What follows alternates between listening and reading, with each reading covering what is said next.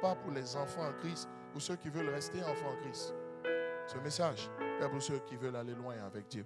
C'est la clé pour aller loin avec Dieu. 5 types de personnes à qui Dieu ne révélera pas sa volonté. Premièrement, ceux qui n'ont pas un cœur assoiffé de la présence de Dieu. Deuxièmement, ceux qui, dans leur culte personnel, n'ont pas compris la puissance de la contemplation. Lorsqu'on est dans la présence du Seigneur, la chose la plus importante, c'est de contempler Dieu. Parce que la Bible dit, Dieu siège au milieu de l'adoration. Dieu donne des instructions, cela, c'est ce que ça signifie. Dieu donne des orientations, il prend des décisions lorsque l'on est dans l'adoration. Et on sait reconnaître celui qui est un contemplateur du Seigneur. Un vrai adorateur du Seigneur est un contemplateur. Si vous savez trouver le cantique adéquat, et si vous savez contempler Dieu à travers un cantique, en réalité, un cantique ne nous sert qu'à contempler Dieu. C'est comme un miroir dans lequel nous voyons Dieu. Dès l'instant où nous avons cet état d'esprit, je peux vous assurer, la présence de Dieu, elle vient naturellement. Vous sentez Dieu à vos côtés. Et quand Dieu est à vos côtés, je peux vous assurer, quand Dieu est quelque part et qu'il est honoré là où il est, il parle. Parce que Dieu a tellement de choses à nous dire. Troisième catégorie de personnes à qui Dieu ne révélera pas sa volonté, c'est ceux qui n'ont pas un cœur profondément attaché à la vérité. Quatrième catégorie de personnes à qui Dieu ne révélera pas sa volonté, c'est ceux-là qui ne sont pas prêts à se soumettre à la volonté de Dieu. Mais la raison pour laquelle ils ne se soumettront pas à la volonté de Dieu, c'est parce qu'ils ont dans leur cœur des intérêts égoïstes. Ils ont dans leur cœur ce que j'appelle des intérêts personnels à défendre. Il est important de savoir qu'à l'école de la révélation de la volonté de Dieu, le Saint-Esprit est l'enseignant principal. Ça voudrait dire que partout où le Saint-Esprit est honoré, le Saint-Esprit révélera sa volonté. Mais là où le Saint-Esprit n'est pas honoré, il ne révélera pas sa volonté. Et la Bible dit que le cœur de l'homme est mauvais. Le cœur de l'homme est tortueux par-dessus tout. La Bible dit, qui peut le connaître? Même toi-même, tu ne peux pas prévoir comment tu vas agir ou bien comment tu vas te comporter dans telle ou telle situation. Il y a des moments où tu te surprends en train d'avoir des types de pensées, des types de réflexions, des types d'attitudes. Tu as envie de te dire, écoute, calme-toi, c'est pas comme ça que ça fonctionne. Le cœur de l'homme, personne ne le maîtrise. Mais le Saint-Esprit le maîtrise mieux que nous. La Bible dit qu'il sonde le cœur, même les reins. Ça veut dire que le Saint-Esprit nous connaît parfaitement. Pendant que nous ouvrons la bouche pour parler à Dieu, pour lui demander de nous révéler sa volonté, sachez que le Saint-Esprit est le professeur principal. C'est par le Saint-Esprit que Dieu nous parlera. C'est pourquoi il faut comprendre que là où le Saint-Esprit n'est pas honoré, il ne révèle pas la volonté de Dieu. Le Saint-Esprit nous connaît mieux que nous-mêmes. Il te connaît mieux que toi. Au moment où tu es en train de dire, Saint-Esprit, je veux savoir, révèle-moi ta volonté. Est-ce que je dois voyager ou est-ce que je ne dois pas voyager? Est-ce que je dois épouser telle personne ou je ne dois pas l'épouser? Le Saint-Esprit te connaît. Il sait à quoi tu penses réellement. Il connaît ton cœur. Au moment où tu l'interroges par rapport à cela, il sait à quoi tu penses. Chers amis, il faut que le Saint-Esprit ait suffisamment fait un travail dans le cœur de celui qui demande à savoir la volonté de Dieu, afin qu'il n'ait aucun intérêt égoïste à défendre au sujet de la question pour laquelle il interroge. Il faut que le Saint-Esprit travaille dans le cœur de la personne qui demande à Dieu de savoir quelle est sa volonté par rapport à une question donnée. Mais il faut qu'il travaille dans le cœur de cette personne afin que cette personne n'ait aucun intérêt égoïste au sujet de la question pour laquelle tu interroges Dieu. Parce que la plupart du temps, tu interroges Dieu au sujet d'une question, mais il y a des intérêts que dès le départ, tu es en train de défendre. Et la plupart du temps, on fait comme si c'est la volonté de Dieu qui va canaliser ou orienter nos décisions, nos mouvements. Mais on a déjà pris notre décision. Tous ceux qui veulent connaître la volonté de Dieu doivent appeler le Saint-Esprit à la rescousse. Dire au Saint-Esprit, tue en moi tout intérêt égoïste. En réalité, ceux qui vont loin avec Dieu, c'est ceux qui n'ont aucun intérêt personnel à défendre dans leur marche avec le Seigneur. C'est ce qui a fait la force de Jésus. Il n'avait aucun intérêt personnel. La seule chose qui l'intéressait, quels sont les intérêts du Père? Quels sont les intérêts de Dieu? Et les intérêts de Dieu devenaient ses intérêts. On n'a rien à défendre, si ce n'est ce qui profite à Dieu. En réalité, lorsque je dis que tu n'as aucun intérêt personnel, c'est que tu as un état d'esprit qui est tel que tu te dis, tant que ça profite à Dieu, gloire à Dieu.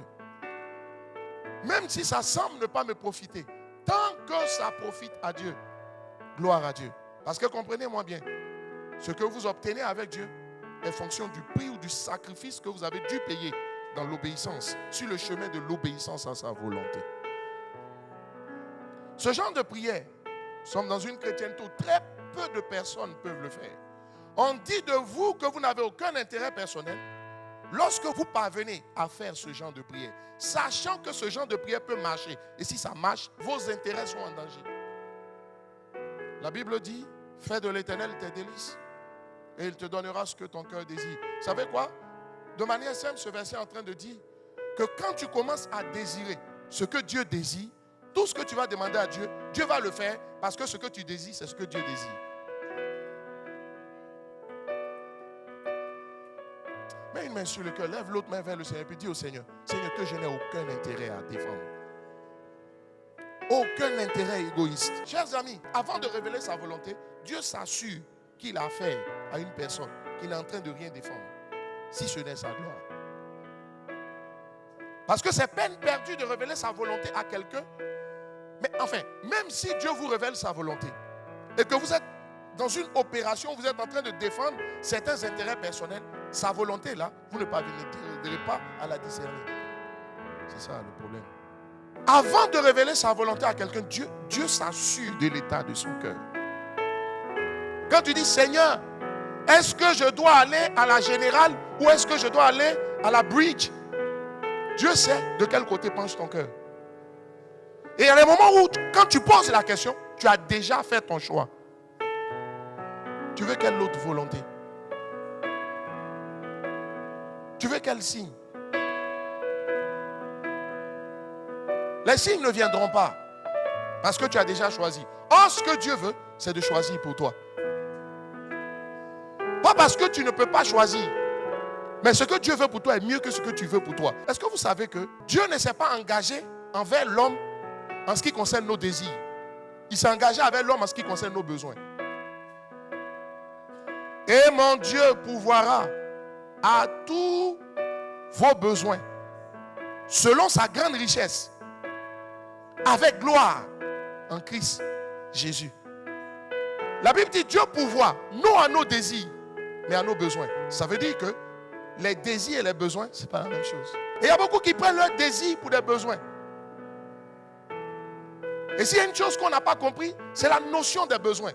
En réalité, les besoins ne sont que les désirs de Dieu exprimés à travers la bouche d'un homme. Quel est l'état de ton cœur?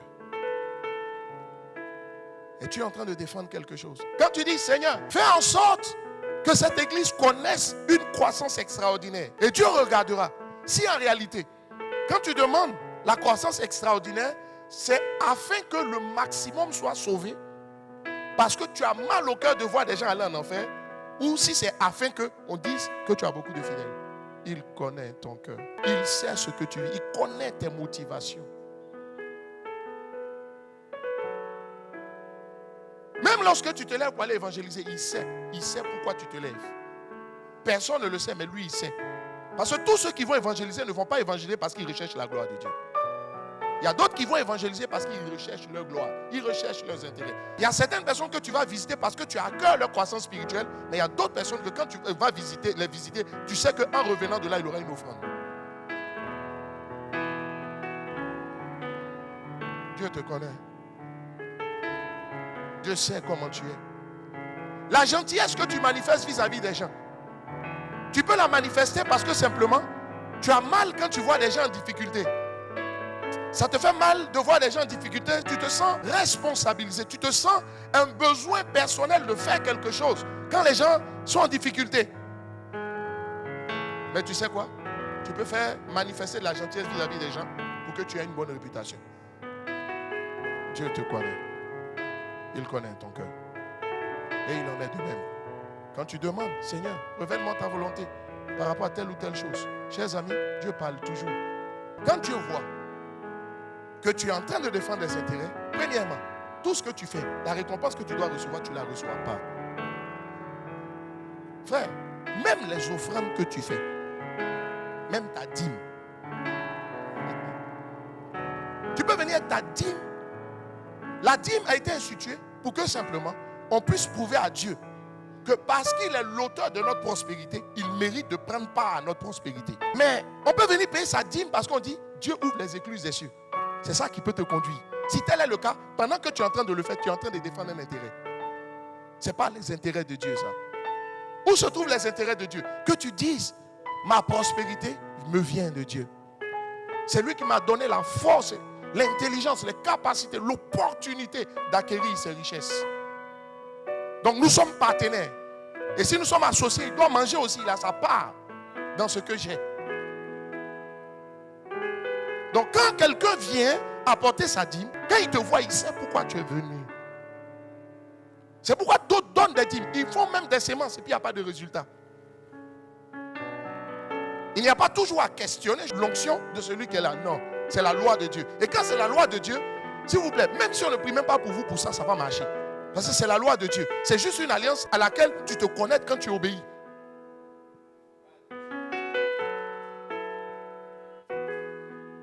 Qui veut aller loin avec Dieu? Qui veut aller loin avec Dieu? Écoutez-moi. Ce qu'il y a, c'est que tu dises, Saint-Esprit, travaille en moi. Je suis un homme. La chair cherche ses intérêts. L'esprit cherche les intérêts de Dieu. Que ma chair se taise. Que mes intérêts égoïstes s'écartent. Que Christ seul soit glorifié. Et même si je ne devrais avoir aucun intérêt dans l'affaire, Seigneur, tant que tes intérêts sont préservés, gloire à ton nom. Vous savez que vous avez affaire à quelqu'un qui n'est pas en train de défendre des intérêts personnels. L'un des signes, c'est qu'il n'est pas attaché à l'argent. Il n'est pas attaché aux honneurs. Oui.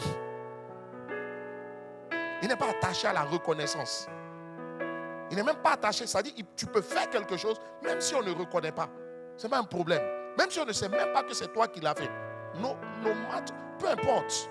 L'essentiel, ça a été fait. En Nombre chapitre 22, du verset 8 au verset 14, c'est un monsieur qui s'appelle Balak. Il est venu trouver, il a envoyé ses serviteurs, des émissaires, trouver Balaam, afin que celui-ci maudisse le peuple de Dieu. Parce que Balaam avait la particularité, on dit tout ce qu'il disait ne manquait pas d'arriver. C'était un vrai prophète. Et la Bible va dire, donc Balak avait la certitude que si Balaam maudissait le peuple de Dieu, ça allait marcher. Donc il envoie ses émissaires et Balaam va leur dire, voilà des gens qui viennent trouver Balaam et puis ils lui disent, on nous a envoyé te dire qu'il faut maudire le peuple de Dieu. Un homme de Dieu, un prophète de Dieu, on vient le trouver pour dire maudire le peuple de Dieu. Mais chose extraordinaire, Balaam va leur dire, passez ici la nuit. Ce sont des sorciers. Quelqu'un qui vient qui voulait maudire le peuple de Dieu, toi-même, tu dois savoir que ce sont des sorciers. Mais il a hébergé les sorciers. Balaam leur dit, passez ici la nuit.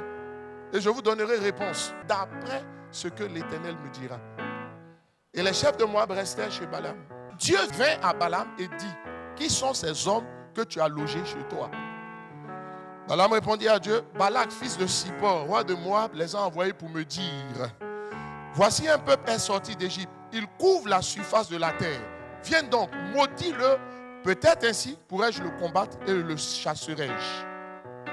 Dieu dit à Balaam, tu n'iras point. Tu ne maudiras point ce peuple, car il est béni.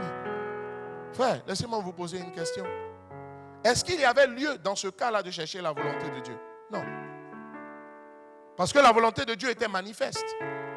Je suis en train de parler de ceux, tu sais bien que le monsieur, là où le monsieur, c'est un païen. Et tu dis, non Seigneur, pasteur, aide-moi à chercher la volonté de Dieu pour savoir si vraiment c'est mon mari. C'est le même cas, mon gars. On ne peut pas te demander de maudire le peuple de Dieu et puis tu acceptes. Au moment où tu es en train de le marier, tu sais toi-même qu'en réalité, c'est un Philistin. C'est un païen incirconcis de cœur. Toi-même, tu le sais. Tu sais bien qu'en épousant un tel gars, Satan devient ton beau-père. Et puis tu l'épouses. Tu acceptes de l'épouser. Tu fais semblant ou bien tu es sérieux. Vous venez dire, Seigneur, révèle-moi ta volonté. Révèle-moi ta volonté. Dis-moi. Dis-moi quelle est ta volonté. Dieu est venu, il lui a dit, tu veux savoir la volonté de Dieu? Dieu dit, ce n'est pas lui. Mais pendant que tu demandes, si tu étais capable d'aller demander à Dieu Alors que tu as affaire à des gens qui veulent qu'on maudisse le pauvre peuple de Dieu. Si tu étais capable d'aller demander la volonté de Dieu, ça veut dire qu'à l'origine, ton cœur est déjà corrompu. Ça veut dire qu'à l'origine, le cœur de Balaam était déjà corrompu. Parce que si vous lisez bien, remontons au verset 6, la Bible dit les anciens de Moab et les anciens de Madian partis, ayant avec eux des présents. Les anciens de Moab et les anciens de Madian partis avec eux des présents pour le devin. Quand ils sont arrivés, ils sont partis avec des offreurs. C'est-à-dire des offrandes. Ils sont venus avec des offrandes. Et quand ils sont arrivés auprès de Balaam, ils lui rapportaient les paroles de Balak. Il dit, passez ici la nuit. Mais parce que Balaam, au moment où il est en train de demander à Dieu quelle est sa volonté, son cœur était déjà en train de défendre des intérêts. Il y a du blé en jeu. Balaam s'est trouvé une raison d'aller interroger Dieu. C'est simple. Son cœur avait déjà des intérêts égoïstes. À de telles personnes, Dieu ne révèle pas sa volonté. Mais comme Dieu aimait Balaam, normalement Dieu ne devait même pas répondre à cette question. Dieu dit, il ne faut pas partir. Verset suivant. Balaam se leva le matin et dit au chef de Balak, allez dans votre pays, car l'Éternel refuse de me laisser aller avec vous. Ça veut dire lui-même, il voulait partir. Il n'a pas dit je refuse. Il dit l'Éternel refuse. Il était déjà pourri. Ça dit, ils sont déjà mélangés de l'intérieur. Ils ont déjà fait leur choix. Quand ils sont en train d'interroger Dieu. Nous faisons comme si Dieu ne nous connaît pas. Il dit allez dans votre pays. Car l'Éternel refuse de me laisser aller avec vous. À cause de la manière dont Balaam a parlé, les gens vont revenir à la charge. Et la Bible dit au verset 14. Et les princes de Moab se levèrent, retournèrent auprès de Balak et dit, Balaam a refusé de venir avec nous, sous le prétexte que ce n'est pas lui, mais c'est Dieu qui ne veut pas qu'il vienne. Verset suivant. Balak envoya de nouveau des chefs en plus grand nombre. Le frère, il est venu simplement. Tu sais que c'est un païen. Quand tu es revenu lui faire le contre-tout, tu dis, c'est mon église qui ne veut pas. Il va venir davantage d'arguments et d'éléments parce qu'il sait qu'en fait, cette affaire, ça peut marcher. C'est ta réponse qui a fait que Balak est revenu en force. Il dit ce gars-là, vous savez quoi? Sur la terre, chaque homme a un prix. Ma prière, c'est que tu n'aies pas de prix. Parce qu'en fait, le seul prix par lequel on doit te corrompre, ça doit être au moins un prix équivalent à celui qu'on a payé pour te racheter. Ça veut dire qu'il n'y a rien qui doit te faire plier sur cette terre, sur tes valeurs. Il envoya de nouveau des chefs en plus grand nombre et plus considérés que les précédents. Verset 16. Ils arrivaient auprès de Balaam et lui dit, ainsi parle Balak, fils de Tipor, il est devenu l'Éternel ou bien. Que l'on ne t'empêche donc pas de venir vers moi. Mais que l'on là c'est qui? Tu permets à n'importe qui de traiter n'importe comment ton Dieu. C'est qui il a appelé long ici? C'est qui est long? C'est Dieu qui est devenu long. Est-ce que ce n'est pas Dieu qui a dit à Balaam ne pars pas? Est-ce que ce n'est pas la parole de Dieu qui te dit il ne faut pas l'épouser? Est-ce que ce n'est pas la parole de Dieu qui te dit ne cherche pas tes intérêts? À cause de toi, on appelle Dieu long. Quand il dit long, là, que l'on ne t'empêche pas de venir. Balaam tout de suite devait dire c'est qui est long. Si on dit c'est à cause de ton pasteur que tu ne veux pas m'arrêter, on ne parle pas de mon pasteur comme ça. On ne parle pas de mon père comme ça. On ne parle pas de mon église comme ça. Si tu ne veux pas, dégage. Arrière de moi, Satan. Car tes voix ne sont pas les voix de Dieu. Verset 17. Il dit car je te rendrai beaucoup d'honneur et je ferai tout ce que tu me diras. Viens, je te prie, maudis-moi ce peuple. Balaam répondit au serviteur de Balak. Il y a un distrailleur comme ça. Balaam était un distrailleur. Il dit quand Balak me donnera sa maison pleine d'argent et d'or, je ne pourrai faire aucune chose, ni petit ni grand, contre l'ordre de l'Éternel mon Dieu. Quitte-la. C'est qui dit c'est un plaisantin. Donc ça veut dire qu'il y a des gens, ils savent qu'ils sont en train de pécher, mais ils ont un langage spirituel dans leur péché. On dit on te donnera plus d'honneur. Maudit. Tu laisses top net. Il dit quand Balaam me donnera toute sa maison pleine d'argent et d'or. Moi je suis un gars intègre, je n'aime pas le péché. Menteur. Distrailleur. Que je cherche la gloire de Dieu. Tous ceux qui prient, oh Seigneur, je veux ta gloire, je veux ta gloire. Balak arrive. Il y a un Balak qui est enchaîné. Balak va venir pour te tester. Et quand il vient te tester, il vient te prendre de plein fouet. Il s'en fout de ton Dieu. Il parle avec toi, puis il traite avec toi comme si tu n'étais pas chrétien. Mais il y a des choses qu'il ne devait pas te dire si tu es chrétien. Mais il ne se gêne même pas pour venir te sortir certaines choses. Il dit, je ne ferai rien contre l'Éternel. Verset 19. Maintenant, je vous prie, restez ici cette nuit. Oh, dans sa maison, tout le monde dort. Et je saurai ce que l'Éternel me dira encore. Dieu t'a dit premièrement sa volonté. Toi-même, tu as compris, tu dis non, peut-être pas bien prié. Je rentre d'un autre 21. Il faut laisser, il faut venir aller manger shawarma. Et je vois ce que Dieu me dira encore. Il est spirituel. Frère, ne vous laissez pas distraire par le langage spirituel de certains. Verset 20. Dieu vient et dit à Balaam pendant la nuit, et il lui dit, puisque ces hommes sont venus pour t'appeler, lève-toi, va avec eux. Mais tu feras ce que je te dirai. Ça veut dire quoi? Quand quelqu'un connaît la volonté de Dieu et qu'il n'a même pas besoin d'interroger Dieu parce que la parole répond déjà à la question et qu'il insiste à demander la volonté de Dieu, en réalité, Dieu va te dire le contraire de sa volonté. Il ne faut pas commencer par là. Il te connaît, il connaît ton cœur. Il dit, bon, comme tu as décidé de te perdre, il y a d'autres qui ne prennent conscience que quand ils se sont cassés les dents. De toute façon, tu appartiens au Seigneur. Vous savez quoi? Dieu va permettre que tu te casses un peu les dents, mais il va t'amortir pour que tu ne perdes pas tout. Dieu dit, ok, comme tu as décidé d'aller, malgré tout ce qu'il te dit, Dieu dit, lève-toi et puis va avec eux. Mais tu feras ce que je te dirai. Lève-toi, va avec eux. Verset suivant. Balaam se leva le matin et c'est là son ânesse. C'est ce que tu voulais, non? Tu voulais coûte que coûte partir, non? C'est parti. En fait, ceux à qui Dieu révèle sa volonté, c'est ceux qui ont sacrifié leurs intérêts sur l'autel de la volonté du Seigneur. C'est pourquoi vous rentrez une chose. Dans le parcours, on rentrait dans le parvis. Dans le parvis, il y avait l'autel des sacrifices. En fait, Dieu est en train de dire que pour devenir véritablement un intime de Dieu, pour avoir accès au mystère, aux profondeurs du Seigneur, pour avoir accès aux révélations authentiques, frère, parce que c'est dans le lieu saint que se trouvait le chandelier, symbole du Saint-Esprit. À 7 branches, les 7 manifestations, les 7 esprits de Dieu dont parle l'Apocalypse. Il y avait la table des pains de proposition, symbole de la parole. Ta relation avec la parole qui te permet de connaître les profondeurs de Dieu. Et puis il y avait l'autel des parfums. Ce sont les prières que tu fais monter vers Dieu. Mais avant de rentrer dans ce lieu saint, tu passais par le parvis.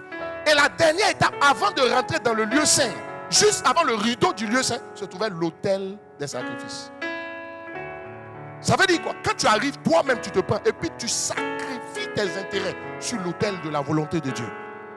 C'est quand cette condition est remplie que tu peux rentrer maintenant dans le lieu saint où Dieu va te parler. Le parcours même du tabernacle est là pour nous dire que Dieu ne révèle pas sa volonté à ceux qui n'ont pas sacrifié leurs intérêts sur l'autel de la volonté de Dieu. Pour dire, pas comme ma volonté, mais comme ta volonté. Seigneur, je ne défends aucun intérêt. Tant que ta gloire est préservée, on y va. Balak n'était pas de ceux-là. C'était un gars en fonction des circonstances, il pouvait changer. Je parie que c'est une bonne somme qu'ils ont envoyé. Les honneurs, une bonne somme, des avantages. Il se lève, il part. Verset 22. La colère de Dieu s'enflamma parce qu'il était parti. Qui lui a dit de partir? Mais pourquoi Dieu se fâche contre lui alors que c'est Dieu qui a dit de partir? C'est le cas des gens, comme tu as déjà fait ton choix. Les signes que tu vas demander, ça va s'accomplir net. Ce n'est pas Satan qui lui a dit va, c'est Dieu. Ramène-moi donc au verset 22. Et l'ange de l'Éternel se plaça sur le chemin pour lui résister. Regardez. Ça veut dire qu'il y a des blocages. C'est sur un signe que tu as demandé à Dieu. Un signe qui s'est accompli, que tu t'en vas maintenant et puis il y a des blocages. Écoute-moi, la volonté de Dieu, quand c'est vraiment la volonté de Dieu qui est à l'œuvre, quand tu t'en vas, ça marche pour toi. Parce que la volonté de Dieu, quand elle vient, Dieu prend le soin de préparer le chemin. Même s'il y a un obstacle, cet obstacle ne te fait pas pleurer, ça te fait sourire. Parce que c'est là qu'on entend le joug du Seigneur est léger. Un joug est lourd. Donc ce qui doit te faire pleurer là, tu vois que ça ne te fait rien parce que tu sens que ça va passer. La colère de Dieu s'enflamma parce qu'il était parti. L'ange de l'Éternel se place sur le chemin pour lui résister. Balaam était monté sur son ânesse, ses 2 serviteurs étaient avec lui.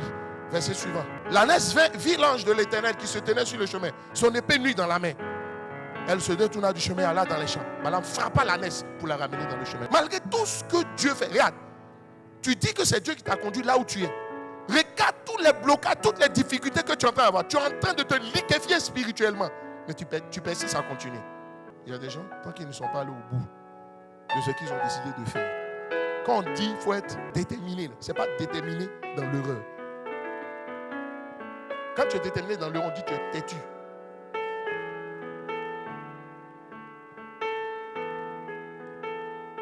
Chers amis, je pourrais peut-être m'arrêter là pour vous dire quelque chose. Si vous voulez que Dieu vous révèle sa volonté,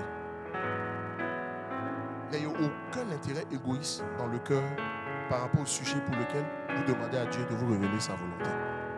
Et c'est le travail du Saint-Esprit en vous. Souvenez-vous, le professeur principal à l'école de la révélation de la volonté de Dieu, c'est le Saint-Esprit.